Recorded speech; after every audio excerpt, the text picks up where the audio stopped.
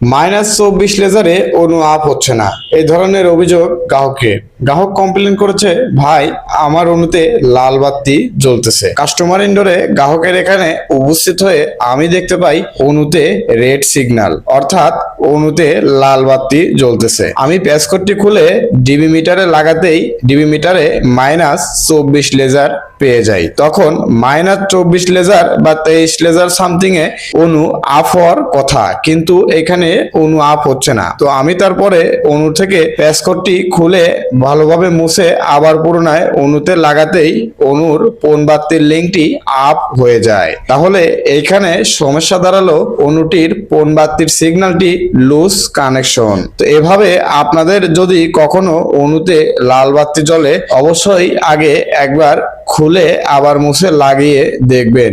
যদি red signal উঠে যায় তাহলে তো হইলই, আর যদি না হয় তাহলে আইএসপি কে কল দিয়ে সমস্যার সমাধান করে নেবেন। ধন্যবাদ।